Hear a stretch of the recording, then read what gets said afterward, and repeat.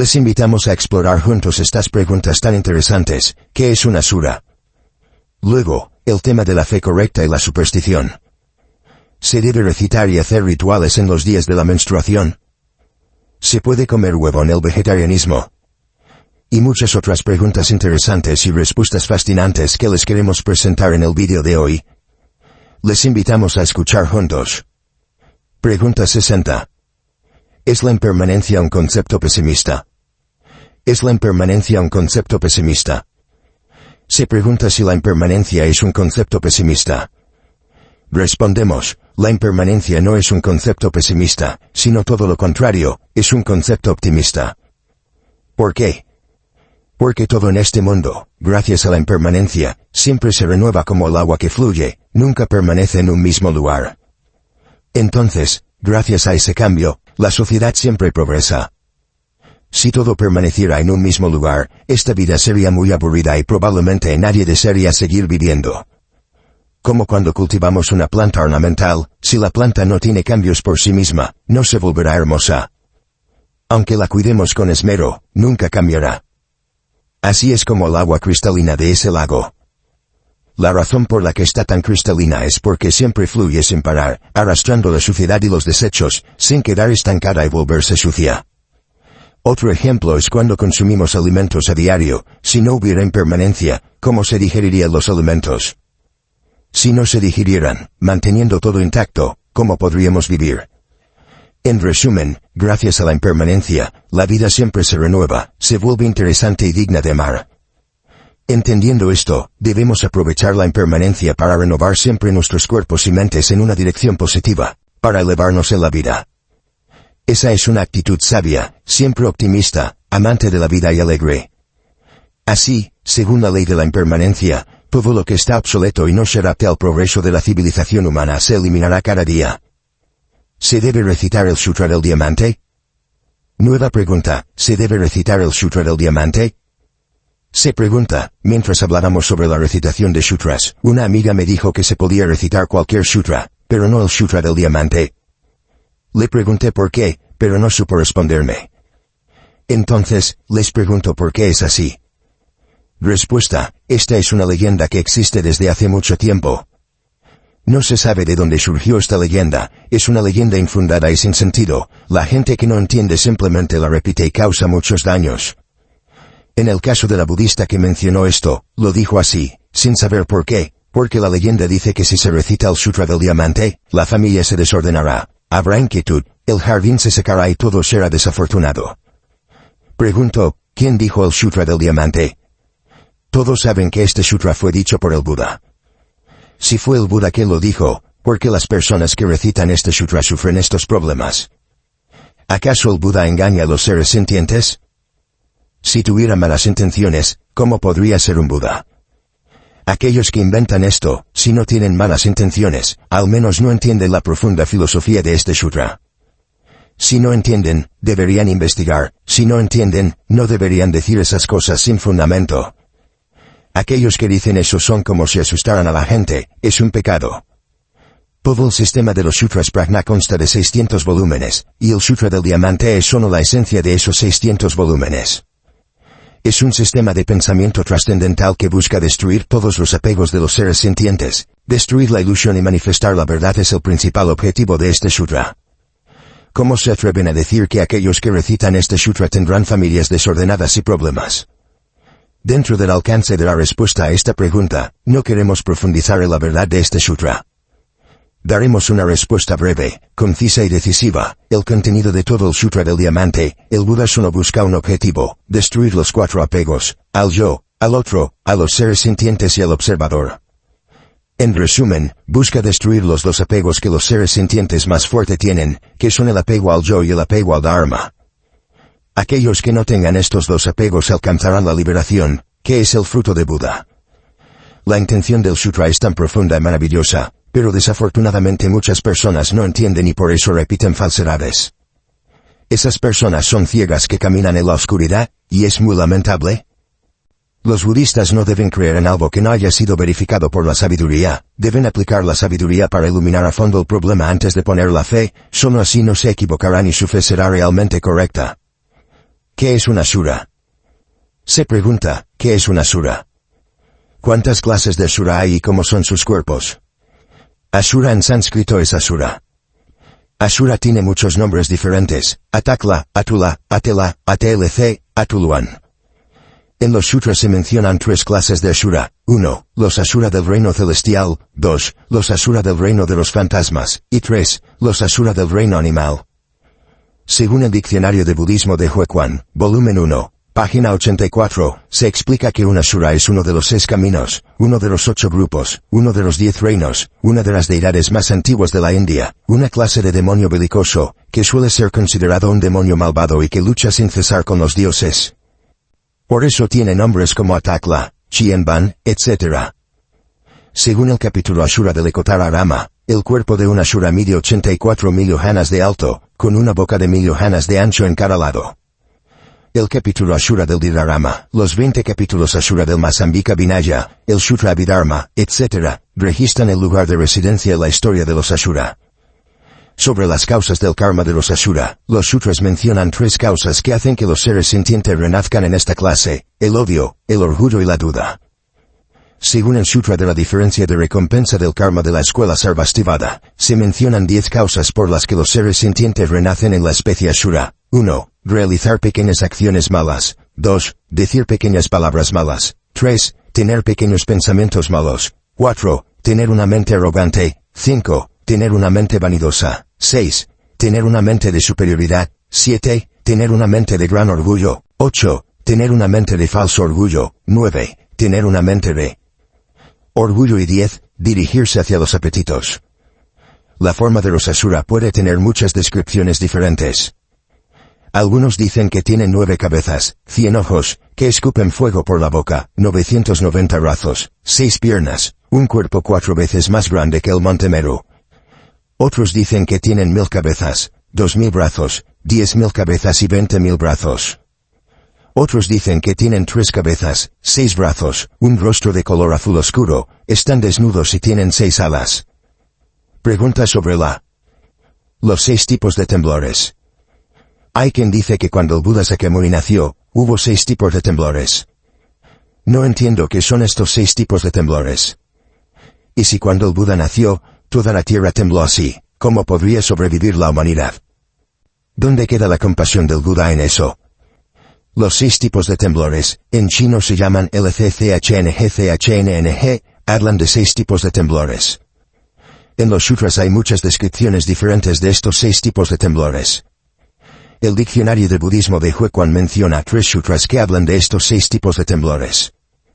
El Sutra Maprajnaparamita dice que los temblores de la tierra tienen 6 tipos según la dirección: el este se eleva y el oeste se hunde, el oeste se eleva y el este se hunde, el sur se eleva y el norte se hunde, el norte se eleva y el sur se hunde, el lado se eleva y el centro se hunde y el centro se eleva y el lado se hunde. Según el Sutra Bhattamsaka, la edición revisada del Sutra Vastuadra Bodhisattva, etc., dice que los 6 tipos de temblores son: movimiento, levantamiento, agitación, rugido y excitación, que son sacudidas en quietud. Levantamiento es subir gradualmente de lo bajo a lo alto. Agitación es un súbito brote de fuerza. Estos 3 se refieren a la forma de los terremotos. Rugido es un sonido sordo, hondo es el sonido fuerte de las bestias, excitación es el sonido de un eco estruendoso. Estos 3 se refieren al sonido de los terremotos. Según el Sutra Mahaibhulya Madharma Paryaya, los 6 tipos de temblores son: 1. La vibración extrema y la variación de la vibración. 2. El sacudimiento extremo y la variación del sacudimiento. 3. El movimiento extremo y la variación del movimiento. 4. La elevación extrema y la variación de la elevación. 5. La emanación de sonido extrema de sonido y la variación de la emanación de sonido. 6. El lado se eleva y el centro se hunde y el centro se eleva y el lado se hunde. Arriba, mencionamos lo que los sutras dicen sobre los 6 tipos de temblores. Sin embargo, según la pregunta de la budista, cuando el Buda nació y toda la tierra tembló, es decir, hubo un terremoto, ¿cómo podría sobrevivir la humanidad? Sobre este punto, mi humilde opinión es que esa agitación no se refiere a una agitación externa, porque en muchos sutras mahayanas se suelen usar muchas metáforas. Cuando leemos los sutras y no entendemos esto, a veces malinterpretamos el significado de los sutras. Por ejemplo, en el Sutra del Loto hay un capítulo llamado Emergiendo de la Tierra, que dice que los bodhisattvas brotan de la tierra, etc., o el capítulo Manifestando la estupa del tesoro. Este es un significado implícito. Si nos basamos solo en la forma literal para entender, a veces estaremos equivocados. Por eso, al estudiar los sutras budistas, debemos tener esto en cuenta. De lo contrario, malinterpretaremos la intención de los sutras. Si no entendemos la intención de las enseñanzas del Buda, entonces es realmente un pecado. Aquí es igual, en los sutras se mencionan 6 tipos de temblores. En mi opinión no se refiere a que la tierra externa tiemble. Si fuera así, ¿cómo podríamos explicarlo? Decir que la tierra tiembla es una metáfora. En los sutras se dice que nuestra mente es como la tierra, por eso hay un sutra llamado, La contemplación de la tierra de la mente. Se dice que estos 6 tipos de temblores se refieren a los 6 sentidos, porque cuando nuestra mente actúa sobre los sentidos, se produce una agitación en esos sentidos. Por ejemplo, cuando actúa sobre los ojos ven claramente. Cuando actúa sobre los oídos oyen claramente el sonido. Los demás sentidos son iguales. Nuestra mente es como un flujo de electricidad, dependiendo de las partes, la electricidad se activa y produce una función. El nacimiento del Buda es cuando nuestra mente se ilumina. Cuando nuestra mente se ha iluminado completamente, los 6 sentidos experimentan una gran agitación. Entonces, estos 6 sentidos se convierten en 6 poderes sobrenaturales. Por el contrario, si entendemos la agitación como un temblor de la tierra externa, eso sería muy perjudicial para la humanidad. ¿Acaso el Buda nació para hacer sufrir a la humanidad? Eso sería absurdo. El Buda nació con el propósito de salvar a los seres sintientes, para que los seres sintientes se liberen del sufrimiento y alcancen la felicidad. ¿Dónde está la felicidad cuando solo vemos sufrimiento, lágrimas, y todo está destruido? ¿Hay algún terremoto que no cause muerte, dolor, destrucción y hogares derribados? Este es un temor que la humanidad ha experimentado y está experimentando. Nacer para causar dolor y sufrimiento a la humanidad sería contrario a la compasión del Buda. Entenderlo como un temblor externo no tiene sentido y es muy perjudicial para el budismo. Esto es solo nuestra comprensión limitada. Por supuesto, cada persona tendrá diferentes opiniones, sin embargo, cualquier opinión debe basarse en la realidad y la verdad. Significado de la campana y el tambor prajna. Explicación del significado de la campana y el tambor prajna. Se pregunta, cada vez que hay una gran ceremonia en el templo, veo que los monjes y monjas hacen sonar la campana y el tambor prajna. No entiendo cuál es el significado de sonar la campana y el tambor prajna.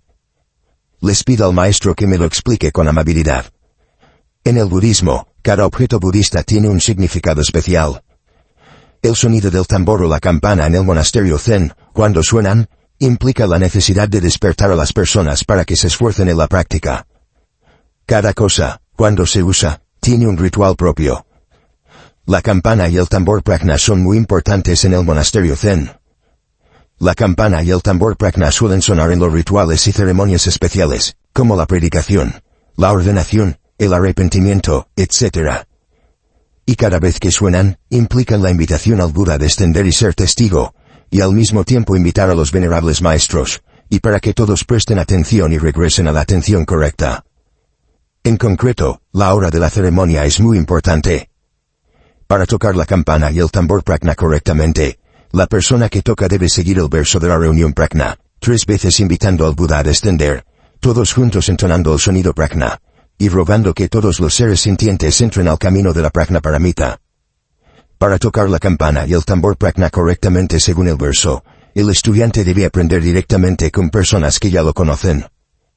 El uso del tambor y la campana prajna es solo para monjes y monjas en el templo. Los budistas laicos que deseen aprender también deben ir al templo y pedir a los monjes que les enseñen. Además de la resonancia del tambor que hace despertar el apego, también expresa un significado especial y trascendental cuyo propósito es recordar a todos que deben estar equipados con sabiduría. Porque la sabiduría es muy importante, aunque el practicante practique cualquier método. Si no tiene la guía de la sabiduría, la práctica no tendrá buenos resultados.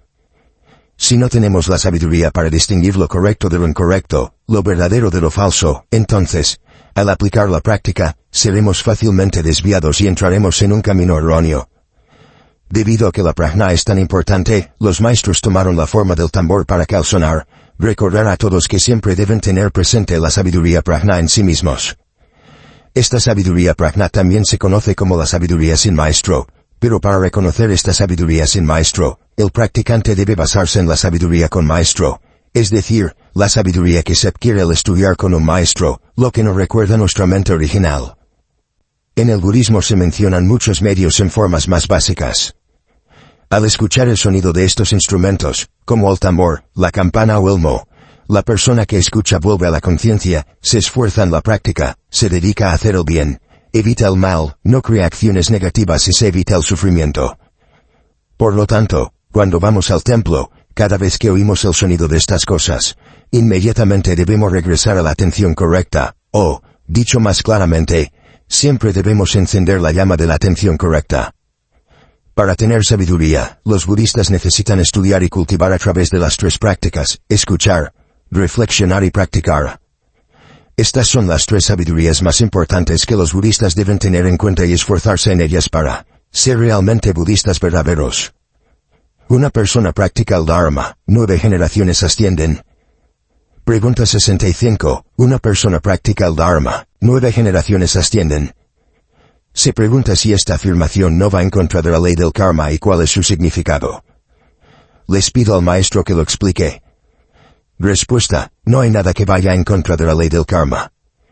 Al escuchar esta afirmación, la gente puede malinterpretarla. No significa que si una persona practica, toda su familia de 9 generaciones vaya al paraíso. La palabra ascender aquí no debe entenderse como ir al paraíso o alcanzar el estado de nirvana. Si solo una persona se preocupara por practicar y todos los demás de su familia fueran al paraíso o al nirvana, sería muy cómodo y feliz. Entenderlo así va en contra de la ley del karma, porque en este mundo no existe que una persona coma y otra se sacie. Cada persona come y se sacia, cada persona estudia y se educa, cada persona practica y alcanza la iluminación, cada persona actúa y obtiene resultados. La ley del karma es así. La afirmación anterior, en nuestra opinión, implica que si en una familia hay una persona que se convierte en monje y practica de verdad, esa persona puede influir en otros familiares, es decir, otros miembros de la familia se inspirarán para practicar, y así durante una vida y muchas vidas. Como en el caso del Buda Sakyamuni, que practicó durante muchas vidas y en cada vida prometió practicar, siempre había familiares que se inspiraban para practicar con él. Después de convertirse en Buda, sus familiares con quienes tuvo un vínculo kármico se reunieron en sus sermones, y todos los que practicaron se liberaron. Más concretamente, después de convertirse en monje y alcanzar la iluminación, regresó al palacio y guió a sus familiares para que practicaran y se liberaran. Su influencia fue muy grande, inspiró a otros a desarrollar la mente bodhi, a practicar para hacer el bien. Eso es lo que significa ascender. Ascender es superar la mente malvada y alcanzar una mente virtuosa, o, dicho más claramente, es superar la mente mundana que crea karma negativo y convertirla en una mente virtuosa. La expresión 9 generaciones significa que durante muchas vidas, en cada vida en que una persona se vuelve monje en una familia, los demás miembros de la familia se inspiran para practicar. Es decir, que cuando una persona se libera, eso genera un fuerte impacto que despierta a muchas otras personas en su familia y las guía hacia la virtud y la práctica del bien. Entendido así, no hay nada que vaya en contra de la ley del karma. No solo no va en contra, sino que se ajusta a la ley del karma, porque, gracias a la imagen de un familiar que practica y es virtuoso, se inspira a otras personas a hacer el bien. Eso es real y hermoso. El Buda influyó en su familia de esta manera, no es que usara sus poderes sobrenaturales para llevar a todos a la tierra pura o al nirvana, sino que gracias a su imagen de liberación, se movieron los corazones de los demás, se inspiraron para practicar, y, como resultado, también se liberaron. Eso es lo que significa ascender. El problema de la fe correcta y la superstición. El problema de la fe correcta y la superstición. Se pregunta, ¿por qué los budistas que ya han recibido los 3 refugios y los 5 preceptos siguen creyendo la adivinación, en los días y horas favorables y desfavorables, la lectura de la suerte, los rituales de ofrecimiento a las estrellas, etc.? Eso no va en contra de la ley del karma. Respondo que va totalmente en contra de la ley del karma. Este es un problema que la mayoría de los budistas tenemos. Hay personas que, aunque han tomado los 3 refugios, su semilla de creencias externas está muy arraigada y por eso les cuesta mucho renunciar a la superstición. Además, su estudio del Dharma no es muy profundo, por lo que su confianza en la ley del karma no es sólida. Este es un fenómeno común, y es muy doloroso. Muchos budistas toman los 3 refugios, pero pocos confían profundamente en ellos y entienden el Dharma. Por eso, la superstición continúa. La superstición no es solo cosa de la gente común, sino que también existe en los templos, es decir, los monjes y monjas todavía creen en los días favorables, en los astros y en la lectura de la suerte. Si es así, ¿qué culpa tienen los budistas? Esta situación no es nueva, sino que existe desde hace mucho tiempo. La superstición en Vietnam hoy en día es muy común y perjudicial, aunque los venerables maestros que practican de verdad han predicado y llamado a los budistas a no ser supersticiosos, a no poner su fe en el lugar equivocado, ya que esto causará grandes daños, no solo en esta vida, sino que también se extenderá por muchas vidas futuras. Por eso, los budistas deben construir una fe basada en la sabiduría. En otras palabras, los budistas deben usar la llama de la sabiduría para iluminar y guiar su fe, solo así podrán liberarse del ciclo de sufrimiento. En el Sutra de las Últimas Enseñanzas, antes de entrar en el Nirvana, el Buda aconsejó a los monjes, deben recordar que después de mi muerte, no deben observar los signos de la suerte o la desgracia, la fortuna o la decadencia, ni deben escoger días ni adivinar el futuro. Aunque el Buda nos dio esta advertencia, esta costumbre ha persistido hasta hoy y nunca ha terminado. Repito, creer en esas cosas va totalmente en contra de la ley del karma. La fe correcta y la superstición son 2 categorías diferentes, como la luz y la oscuridad. Si hay luz, no hay oscuridad; si hay oscuridad, no hay luz. Si hay una visión errónea, no hay una visión correcta.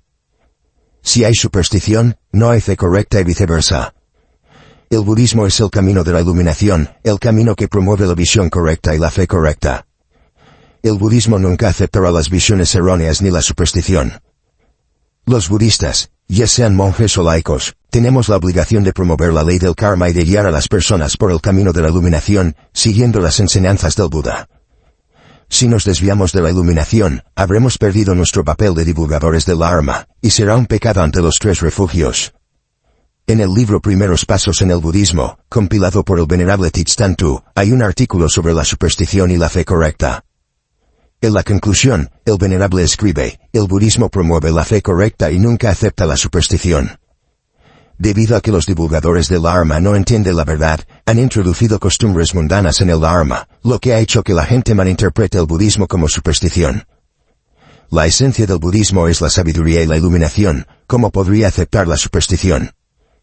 Si la gente ve que en los templos actuales todavía hay superstición, no deben criticar al budismo como supersticioso, esos son malentendidos del budismo. Todas las escrituras budistas no hablan de esas supersticiones, eso es solo por la costumbre y la falta de comprensión del Dharma de algunas personas.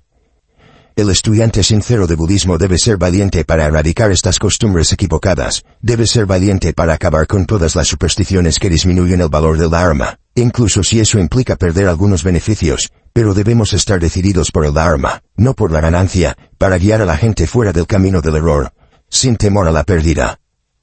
De ese modo, seremos dignos de ser líderes de los creyentes y no nos avergonzaremos de ser parte de la comunidad budista. ¿Se deben recitar los sutras y hacer rituales en los días de la menstruación? Pregunta 67. ¿Se debe recitar y hacer rituales en los días de la menstruación? Se pregunta, ¿las mujeres, durante el periodo de la menstruación, podemos recitar sutras y hacer rituales como en los días normales? Respuesta, les digo de inmediato que no hay ningún problema. En las leyes budistas no hay ninguna prohibición al respecto, porque la menstruación es un fenómeno fisiológico natural de las mujeres, algo que nadie quiere. Es una ley natural que ninguna mujer puede evitar. Siendo así, ¿por qué los budistas deberían temer? Los budistas no deben preocuparse ni temer, solo deben temer la negligencia y usar excusas para abandonar la práctica. Eso es lo que realmente es criticable. Aparte de eso, no hay nada de qué preocuparse. Si dicen que es algo sucio, ¿acaso hay algo que sea limpio en el cuerpo humano? El Buda enseñó que este cuerpo es impuro, ¿acaso deberíamos abandonar la práctica por causa de la impureza? Además, los budas y los bodhisattvas ya no tienen la mente que distingue entre lo limpio y lo sucio como nosotros los seres humanos comunes. Ellos siempre nos animan a practicar diligentemente, y el tiempo para la práctica de un budista es un tesoro que no se puede perder. No hay ningún momento en que no debamos practicar, ya sea siguiendo un horario o no. Porque cada día nuestro cuerpo se deteriora, se debilita, se enferma y la muerte llega sin avisar. Pregunto, ¿cuántos saben cuándo llegará la muerte? Entonces, ¿por qué no pensamos en la impermanencia y nos esforzamos por practicar el Dharma? Si los budistas se esfuerzan en la práctica, en la recitación de sutras y los rituales, los budas y los bodhisattvas se alegrarán, no criticarán la impureza de los budistas. Para el Dharma, la impureza externa no es importante, lo que realmente importa es la impureza en nuestro interior, la turbiedad de las aflicciones, la codicia, el odio y la ignorancia. Eso es lo que debemos preocuparnos por erradicar. Al decir esto, no es que menospreciemos la apariencia externa, sino que debemos saber qué es más importante y qué es secundario, qué es la raíz y qué es la rama. A lo importante debemos darle más importancia. Esa es la sabiduría y la capacidad de discernimiento de un budista en la práctica. En resumen, los budistas pueden estar tranquilos, no tienen por qué preocuparse. Los budistas pueden seguir con sus actividades de recitación de sutras y rituales como de costumbre. No hay nada pecaminoso en ello. Solo espero que los budistas se esfuercen por mantener sus horarios de recitación y práctica. Entonces, los budas y bodhisattvas se alegrarán y alabarán la diligencia de los budistas. Les deseo a los budistas paz y diligencia en el camino de la práctica, que alcancen pronto la iluminación. ¿Se puede comer huevo en el vegetarianismo? Pregunta, ¿se puede comer huevo en el vegetarianismo? Se pregunta, ¿en los días de vegetarianismo, los budistas laicos podemos comer huevo? He oído decir que los huevos sin embrión se pueden comer. Si los comemos, cometemos un pecado. Respuesta, el budismo Mahayana promueve el vegetarianismo por compasión, y además, para evitar la venganza kármica. No se debe causar daño a la vida de otros seres vivos por nuestra propia vida. Si dicen que comer vegetariano es seguir la práctica, no es del todo correcto, porque el budismo Theravada no practica el vegetarianismo, ni siquiera el Buda ni los santos monjes que lo siguieron en el pasado. Ellos no eran vegetarianos, ellos iban a pedir limosna y comían lo que les ofrecían. Los budistas de la India en la época del Buda comían carne, no eran vegetarianos. ¿Acaso los que no eran vegetarianos no practicaban? ¿Cómo pudieron alcanzar el estado de Buda y Dhara? Lo importante es que ellos no mataban directamente. Los budistas deben entender el primer precepto claramente. En el primer precepto, el Buda enseña que los budistas no deben matar, pero principalmente enseña que no deben matar personas, porque la vida humana es muy importante en comparación con otros seres vivos. Esto es igual ante la ley mundana. Matar personas es un delito grave que conlleva la prisión. Matar otros animales, en cambio, no. Por eso, los budistas no deben matar personas. No matar personas es la base, y a partir de ahí, gradualmente se desciende hasta los animales más pequeños. Evitar matar en la mayor medida posible es lo mejor. Pero si somos estrictos, ni siquiera los monjes y monjas en el templo podrían evitarlo. Pregunto, ¿acaso los monjes y monjas enfermos necesitan tomar medicinas? Si toman medicinas, ya están matando muchos microbios. Por lo tanto, en resumen, nadie puede evitarlo. En respuesta a la pregunta del budista, en mi opinión, los budistas laicos no cometen pecado por comer huevo en los días de vegetarianismo. ¿Por qué? Porque el huevo en sí no tiene embrión, y sin embrión, no hay vida.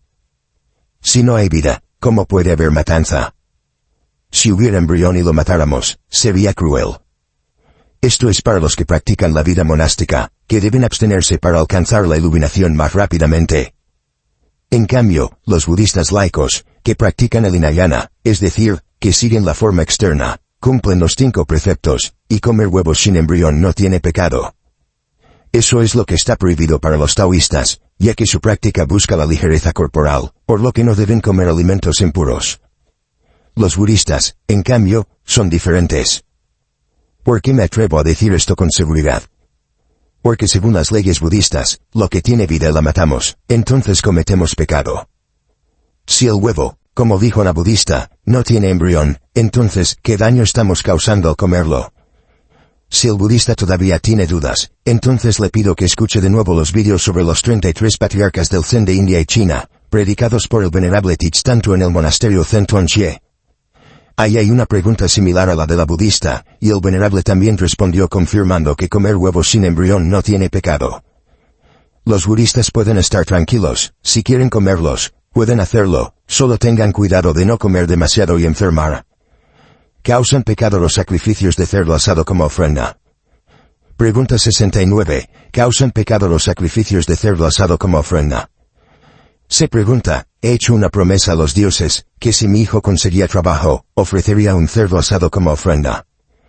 Ahora mi hijo ha conseguido trabajo, pero después de escuchar los sermones de los maestros sobre el pecado de matar, ya no quiero ofrecer el cerdo asado. Entonces, les pido, ¿puedo ofrecer frutas como ofrenda? Respuesta, la fe es una cualidad valiosa de un budista, pero lo importante es poner esa fe en el lugar correcto. Dicho más claramente, el budista debe evitar la superstición. Un budista que no tiene una profunda fe en la ley del karma, no es realmente un budista. En lugar de creer en el karma, el budista pone su fe en los espíritus, y por eso, cree que la protección de los espíritus hará que su hijo encuentre trabajo pronto. Cuando el budista hizo esta promesa, prometió ofrecer un cerdo asado, y después de pedir a los dioses, su hijo afortunadamente encontró trabajo. Ahora el budista cambia de opinión por miedo a cometer el pecado de matar. Entonces, ¿acaso el budista no teme la ira de los dioses, porque el budista ha engañado a los dioses? Ese es otro error del budista, la falta de honestidad. Para resolver este problema, daré dos respuestas, y dejo que el budista las considere y tome una decisión. Primero, si el budista ofrece el cerdo asado según lo que prometió, porque creía en ello, debe aceptar el pecado de matar. La solución sería aconsejarle que ofrezca frutas, y después de ofrecer las frutas, si todo va bien y nada malo le sucede al hijo o a la familia del budista, entonces no hay problema. Pero si algo sucede, en esta vida, ¿cómo podemos predecir el karma? Dirán que la culpa fue mía por aconsejarles ofrecer frutas, por eso ocurrió este problema. Porque el budista, aunque haya tomado los 3 refugios, sus creencias son diferentes, es decir, no tiene suficiente fe en los 3 refugios. Mientras que cuando tomó los 3 refugios del Buda, el Dharma y el Sangha, el Buda enseñó que después de tomar los 3 refugios, no debía tomar refugio en demonios o espíritus. El budista le da más importancia a los espíritus que al Buda, por eso hizo esa promesa. Debido a que el budista no tiene suficiente fe en el Buda, hace promesas a los espíritus. Si analizamos esto un poco más, basándonos en el karma, que el hijo del budista consiguiera trabajo no se debió a que el budista hiciera promesas y oraciones, sino que se debió al karma del hijo. Pregunto, si conseguir trabajo se debiera a las oraciones, entonces todos los que tienen trabajo en este país hicieron promesas con cerdo asado. ¿Por qué los que no hacen promesas también consiguen trabajo? ¿Acaso todo se debe a sus habilidades y determinación? Los trabajos son muy diversos, y los empleadores se basan en el nivel educativo, la habilidad y la salud de la persona que busca empleo para decidir si la contratan o no. Ese es su derecho. Si en el futuro el hijo del budista tuviera problemas en el trabajo que disgustaran al empleador, y el empleador lo despidiera, entonces el hijo del budista perdería su empleo. Y cuando pierda su empleo, ¿acaso el budista volverá a hacer promesas con cerdo asado? Si en una familia budista hubiera 10 hijos, y todos llegaran a la edad adulta para trabajar, ¿acaso el budista tendría que hacer promesas con cerdo asado para todos ellos? Si el budista cree en esto, entonces me rindo, no tengo nada más que decir. Cuando creemos en algo, debemos analizarlo con lógica. Los budistas no pueden creer a ciegas, sin razón. Si creen así, ¿qué clase de budistas serían? Pido al budista que use su sabiduría para reflexionar bien sobre este tema. Segundo, si el budista teme cometer el pecado de matar y sufrir las consecuencias en el futuro, entonces debe ofrecer frutas como ofrenda. En realidad, ofrecer o no ofrecer depende de la fe del budista. Si se cree, existe, si no se cree, no existe. Los antiguos dicen, lo que funciona depende de mí, no de los demás. ¿Acaso alguna vez ha ocurrido que una deidad haya venido a recibir las ofrendas? ¿O acaso las disfruta la familia de la persona que hace la ofrenda? ¿Y el pecado que se ha creado lo paga solo el que hizo la ofrenda? ¿Acaso el budista quiere esto? El budista debe creer en el karma, que todo lo que sucede, bueno o malo, depende de sí mismo. Todo se debe a sus propias acciones. Si en vidas anteriores hicimos el bien, en esta vida cosecharemos buenos resultados. Por el contrario, si en vidas anteriores hicimos acciones negativas, entonces en esta vida, cuando las consecuencias maduren, tendremos que asumirlas, porque el karma no se limita a esta vida, sino que se extiende por muchas vidas. Los budistas deben tener una fe firme en la ley del karma, solo así no temerán nada. Nosotros somos los que actuamos, nosotros somos los que sufrimos, sin culpar a nadie. Aconsejo al budista que use la sabiduría para analizar este problema. Si el budista tiene fe en los tres refugios y en el karma, que no escucha a nadie, porque en esta vida, nadie tiene el poder de decidir por nosotros. Todo, bueno o malo, depende de nosotros mismos. Por eso, debemos creer en las enseñanzas del Buda y esforzarnos por hacer el bien. Si hacemos el bien, entonces tendremos buenos resultados. El karma nunca se equivoca, solo llega a nosotros más tarde o más temprano. En resumen, todo lo que he explicado se basa en la ley del karma.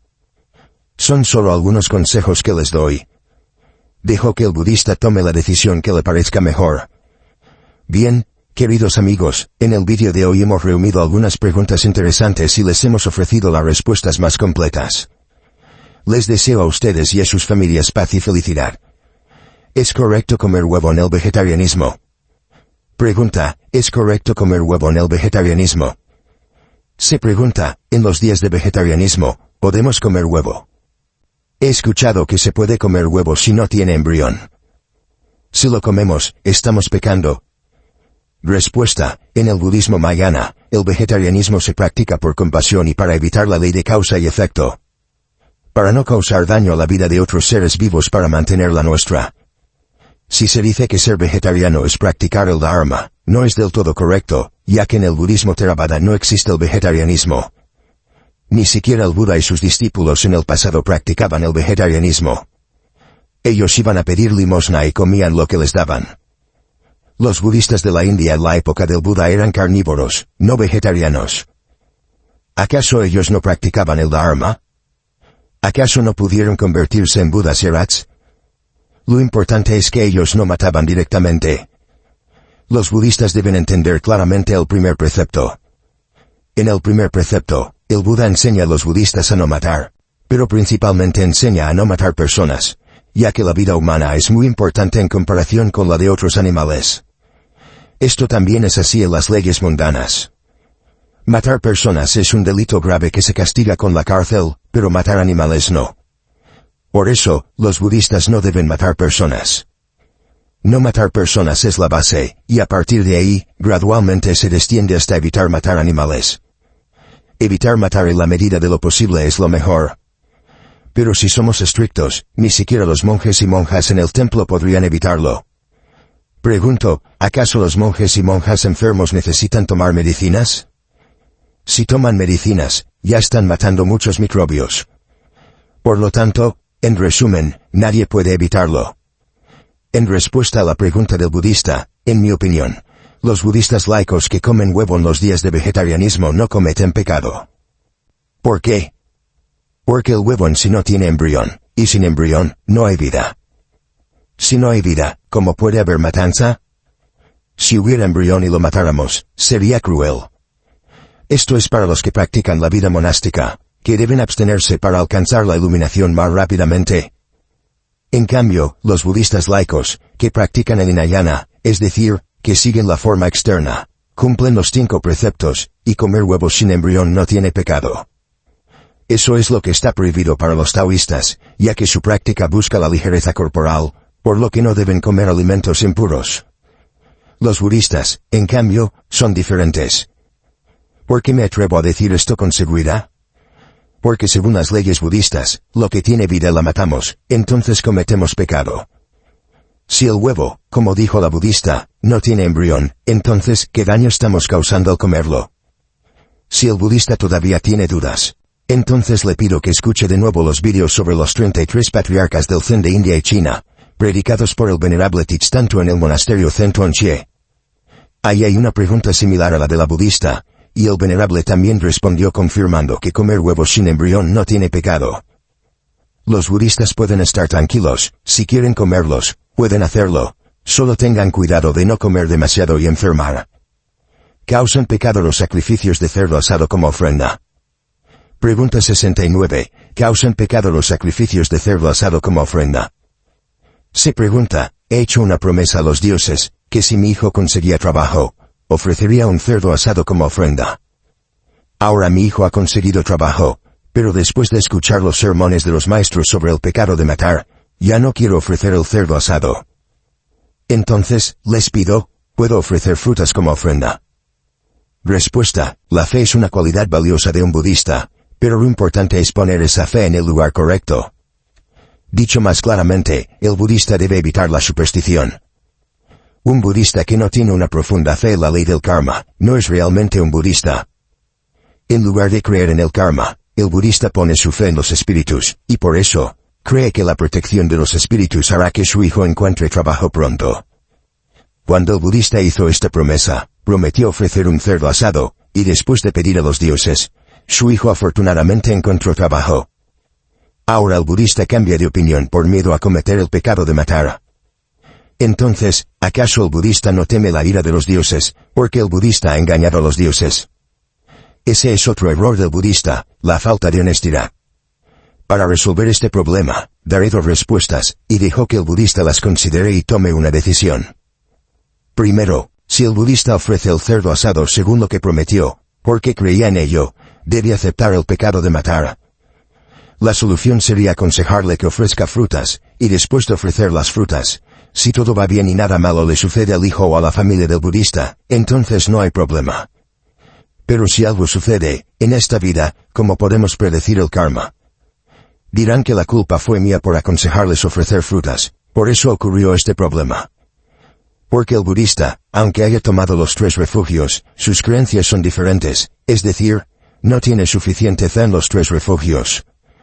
Mientras que cuando tomó los 3 refugios del Buda, el Dharma y el Sangha, el Buda enseñó que después de tomar los 3 refugios, no debía tomar refugio en demonios o espíritus. El budista le da más importancia a los espíritus que al Buda, por eso hizo esa promesa. Debido a que el budista no tiene suficiente fe en el Buda, hace promesas a los espíritus. Si analizamos esto un poco más, basándonos en el karma, que el hijo del budista consiguiera trabajo no se debió a que el budista hiciera promesas y oraciones, sino que se debió al karma del hijo. Pregunto, si conseguir trabajo se debiera a las oraciones, entonces todos los que tienen trabajo en este país hicieron promesas con cerdo asado. ¿Por qué los que no hacen promesas también consiguen trabajo? ¿Acaso todo se debe a sus habilidades y determinación?